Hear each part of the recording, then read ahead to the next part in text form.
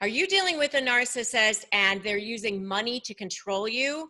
By the end of this part 2 of my conversation with Jason Crowley, you're going to understand what the top 5 ways are that narcissists use money to control their targets. Hi, I'm Rebecca Zung, top 1% attorney and the best-selling author of the books Negotiate Like You Matter and Breaking Free, a step-by-step divorce guide. And I've helped thousands of people go from lives of drama, trauma, and chaos. And I do the same thing for you right here in these videos. So make sure you hit subscribe and hit that notification bell, and then you'll get notified when I upload brand new content. So this is part 2 of my conversation with Jason Crowley around the top 5 ways that narcissists use money to control their targets. If you haven't caught part 1 yet, that's okay. You can go back and watch part 1 after you've watched this part 2. So without further ado, let's dive into part 2 of my conversation with Jason. So the next one is creating debt. So in these situations, people have created debt that nobody knew about. And I will say that as a lawyer, it's really not part of our job to go and do some sort of search to find out if there's debt out there that people aren't disclosing. You know, it's really up to the parties to disclose what their debts are. And you know, it's part of the mandatory disclosure that's required in every divorce. So, but sometimes there's hidden debts out there or debts that have been created out there that the other person never knew about. I mean, I've had situations where a mortgage was taken out on a piece of property that was purchased and the other person didn't even know about it. And the problem with that can be is most of the time, anything that's created during the marriage, whether it's assets, money, or debt, is usually considered to be either marital property or community property, depending on what state you live in. But that can be a real issue as well. So what do you say about that? I mean, I think it's kind of a similar idea in terms of cutting off credit cards of an ounce of prevention is really the best place to start. So if you have any suspicions of any of these things, pull a credit report once a year. Good idea. That's a great idea. Consider you're able to pull a free credit report once a year. If you, depending on the level of concern, you may want to sign up for one of these credit monitoring services as well that notifies you, things like a LifeLock or similar types of programs. But when you're starting the divorce process, I always recommend clients pull a credit report, dig through, see if there's anything that doesn't look right. And sometimes it's just that the credit bureaus have incorrect information. And so that's an opportunity to correct that information. But sometimes there's something more nefarious than that. And so in order to address the problem, you have to diagnose that there is one. Credit report is a great way to be able to allow you to assess any of those types of things. So you want to do that right at the start of the process.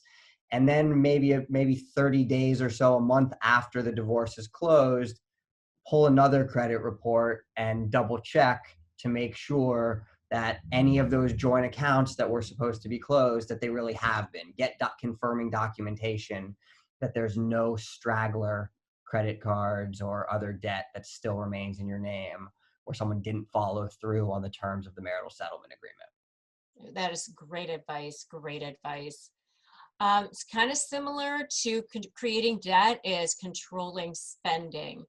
So a lot of the people who responded to our survey said that they had concerns that the narcissist is just spending out of control, and there go all of their assets. So what can they do about that?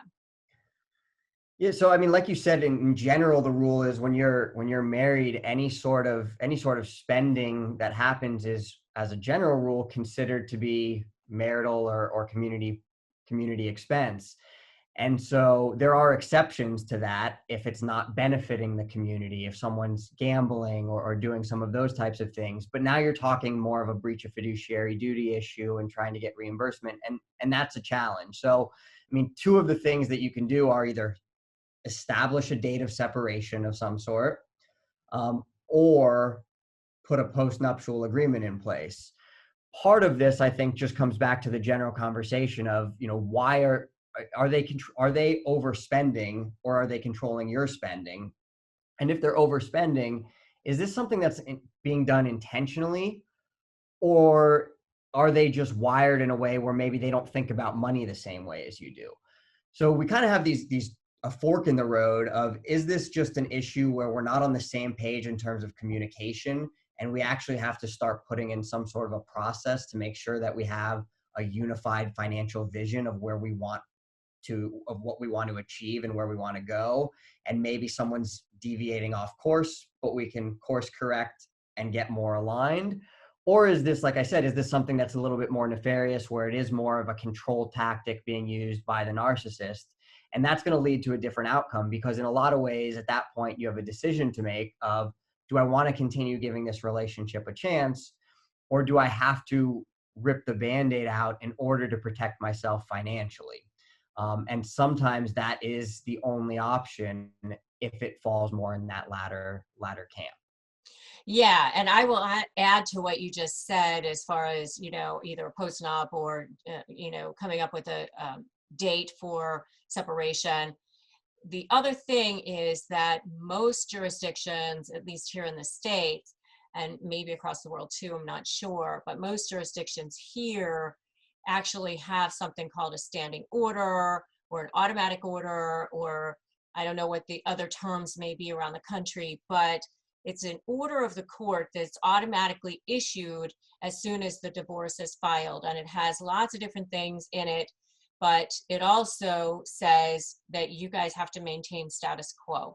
So no big sudden movements. You can just, I call it an invisible bubble. It kind of comes down around the marital estate, and you can kind of move around within the bubble, but you can't pop the bubble. You can't go outside of it. So you can, spend money for your regular bills and go grocery shopping. It's not like it freezes all your assets, but you can't make any big sudden movements. No major purchases, no major sales, no major spending, no moving of monies into accounts in the Caymans or in Nevis or whatever, no selling of assets, things like that. No changing of beneficiaries is usually one of the things that's included in those orders. So if you really think that this is happening, and this is what I tell my clients when they come in to meet with me for the first time, is if you really are afraid that you're being put into debt, or that your assets are being spent down, then you need to file. You need to file for divorce, because then that court protection will automatically come to you. I would just need to say, as my little disclaimer, that check with your lawyer in your jurisdiction to make sure that that's something that, that sort of protection comes with filing.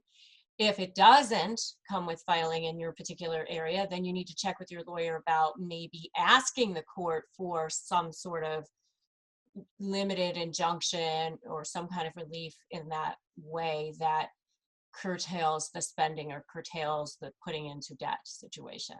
Yeah, and we've had situations where we've done that contractually, separate and apart, like prior to filing. Oh yeah, you could absolutely do that. But if you are dealing with a narcissist, if they know that that's what you want, then they'll just spend more debt.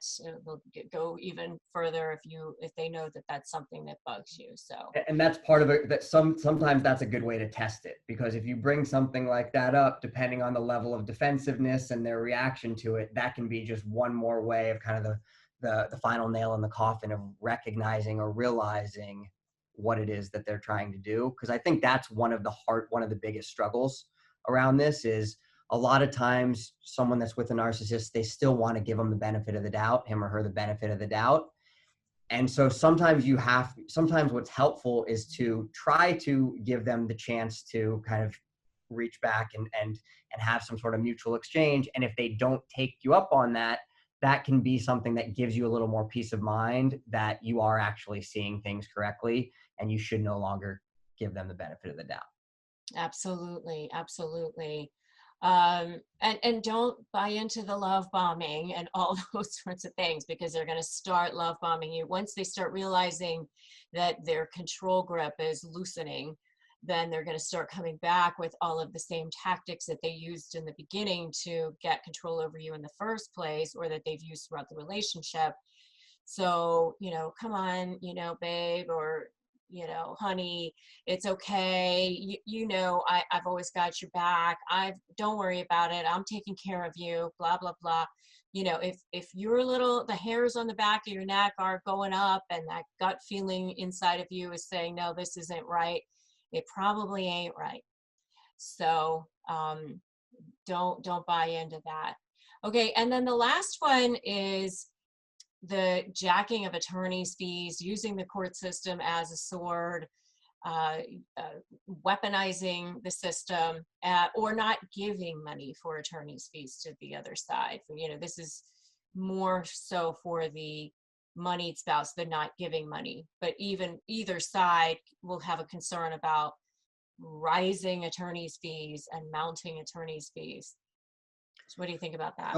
So in terms of preparing to be able to pay a retainer and get counsel early on, I think, again, going back to some of that preparation theme that keeps coming up time and time again, is find ways to stash some cash prior to pulling the trigger.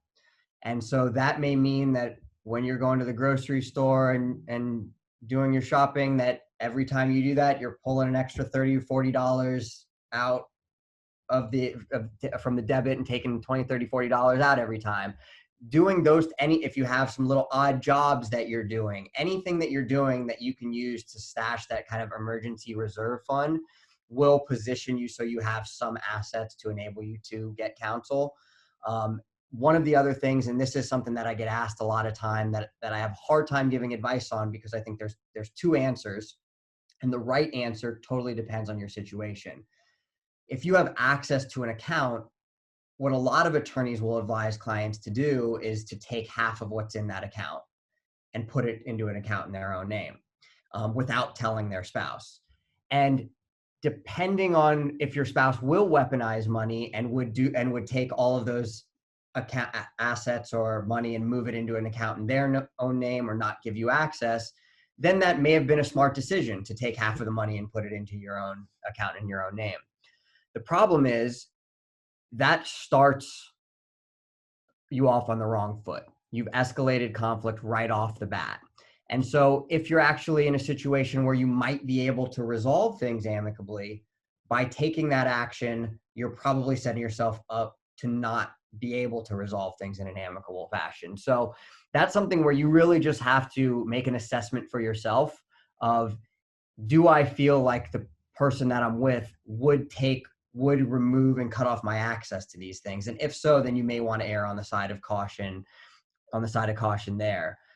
The other thing I think is, in terms of like, once you start the process with mounting attorney's fees, is again, it kind of comes back to the cost benefit decision. So don't try to use, the divorce is not an opportunity to get justice. It would be great if it was, but I think when people have that mindset, they end up making really poor decisions in that search and quest for justice. And you really just have to control what you can control and focus on setting yourself up for financial security going forward. And that might mean that you're not winning, but that's okay, as long as you're making sure that you're protecting yourself and you're not getting railroaded on a lot of issues. And so finding ways to try to negotiate. So I think one of the great things that you can do is really try and learn, as part of the negotiation process, what are some of the tactics that you can use. And Rebecca, that's one of the things I really love about your negotiation with the narcissist course, is it gives you a lot of the tricks that a narcissist uses. And it really arms you with some of those tools to enable you to prepare to negotiate with one of these high conflict personalities. And there's really a lot of great stuff in there about, how to respond to email, a lot of really, really powerful things that you can use so that you're not offloading everything to your attorney. Because what I see happen time and time again is when you're divorcing a narcissist is going to use everything that they can to try and trick, control, etc. oftentimes what that leads to is your attorney sending countless emails to deal with every little aspect. And every one of those is going to be at least a 0.1. And so you're looking at $35, $50, $75 for at a minimum for every email. And we're talking about emails about little small trivial things. So by getting a course like yours and learning a lot of the tricks of the trade, they can still maintain some semblance of control over those aspects and use the attorney for the things that you really need help for: legal advice, maneuvering the legal system, all those sorts of things. Thank you. Yeah, I agree. And that's part of why I developed the program. And the other thing that I want to add about that is also the leverage piece, because that's what's really going to help curtail your fees in the long run. Because once you know how to develop leverage, then that will shorten the duration of the case, because narcissists get supply from jerking you around, and jerking you around in the court system is a big source of supply for them. So in order to cut off that supply, you have to have some sort of leverage. And I say this a lot in my videos, but it's worth mentioning here again. And that is that in order to curtail the attorney's fees, the way you're going to do that is figuring out what source of supply is more important to the narcissist to keep than the supply that they get from jerking you around. And then you have to threaten that supply source, whatever that is. And what I tell people all the time is that your attorney doesn't have the information to create the leverage the same way that you do, because the leverage is going to be within those text messages, within those emails, on those social media accounts, in those witnesses. You are the one that has access to all of that. Your lawyer can help you craft legal arguments and can apply the law to the facts, but you're the one that's sitting on the gold mountain there. And you know, you can either turn over it all to your lawyer and let them spend, you know, at $350 an hour, $500 an hour, $750 an hour, like as you were saying, to go through and mount, you know, go through all of that, or you can do it yourself and save tons of money. Plus, most lawyers have no clue about narcissism, just the same way as most financial advisors have no clue about narcissism. I mean, you and I are very unique in our space. And it really is a shift in mindset, right? Because I think one of the things that a lot of people struggle with is you apply your own sense of the world, your own sense of rationality to the way that other people think. And the truth is, a narcissist thinks very differently. So a lot of the times that as you're trying to, you know, punish them or get some sense of justice or any of those types of things, and you feel like you're hurting them, they're actually thriving on that environment. And so just having that realization, that light bulb moment, that they operate on a totally different mindset than you do, is critical to enable you to really to reset your mindset so that you can kind of move forward and focus on what can I do to maintain leverage, like you said. Oh, that is such a really good point. Really good point. So, Jason, where can people learn more about you, and how can they contact you and get information about your resources? Sure. Yeah. So we have a few different divorce-related companies. So one is, if you're in California, we have a divorce financial planning company called Divorce Capital Planning. And so that in that company, I'm doing a lot of kind of financial mediation, or where I'm working with both parties to come up with an agreement, or where I'm working individually, oftentimes with the non-moneyed spouse, to really help them kind of understand which assets to keep, things of that nature, all the different types of divorce financial planning issues that come up. And then we also have a second company, which is Divorce Mortgage Advisors. And so with that company, we are essentially helping people that are going through the process of divorce to understand how the mortgage fits into their settlement negotiations. Most of the time, people wait until the divorce is done to try and refinance the house in order to remove their spouse. And a lot of times it's either too late, they're not able to qualify, and then you have a whole slew of other issues to deal with. So we really help with kind of bringing that to the forefront so you can figure out how the mortgage fits in and figure out a way to structure it up so that it will work and you will be able to refi after the divorce. And then the resources that we've put together where we've really invested a ton of time, money, and effort is survivedivorce.com. And so on that website, we have state resources for really all 50 states that go over divorce laws, divorce process, et cetera. A lot of great information about the emotional issues, co-parenting, finances, really a lot of in-depth, well-researched articles to help people understand everything that they can. I think, one of the things that's changed is historically people didn't have access to this information. So you needed to go to a financial advisor to get access to information. You needed to go to an attorney to get access to information. Now, all of that really is available online or through courses. It really can be laid out step by step so that you know exactly what path to follow. And the beauty of that is that doesn't replace an attorney or a financial advisor. It just enables you to use an attorney for what they're really good at. And you can do a lot of the initial educating, getting educated yourself. And that can take your fees from what would be this much and condense them down significantly, because they don't need to bring you up to speed on the basics. They can tell you how this situation would be applied or how this judge tends to look at alimony for a case like yours. But they're not telling you what is alimony, is it taxable, all the basics that you can get educated on yourself. Absolutely. Absolutely fantastic resources. I highly recommend that you go check them out. Jason really, really knows his stuff in this space. So go to his websites, check them out, see if there's anything there for you. There's tons of free stuff. So even if you don't have money, go there, check them out, use them, apply them. It will help you so much with all of these top 5 ways that narcissists use money to control their targets or their victims. So thank you so much, Jason, for being here with me today. Thanks for having me, Rebecca. It's a pleasure. Thanks for watching this part 2 of my conversation with Jason Crowley on the top 5 ways that narcissists use money to control their targets. I'm so glad that you stopped by this channel. And if you like this video, give it a like, give it a share, drop me a comment, let me know that you were here. And also make sure you subscribe and hit that notification bell. If you're getting ready to negotiate with a narcissist or with anyone, grab my free Crush My Negotiation Prep worksheet at winmynegotiation.com. And if you are dealing with a narcissist and you want more support, join me in my free private Facebook group. It's called Narcissist Negotiators with Rebecca Zung, and we'll drop a link to that below as well so that you can join us there.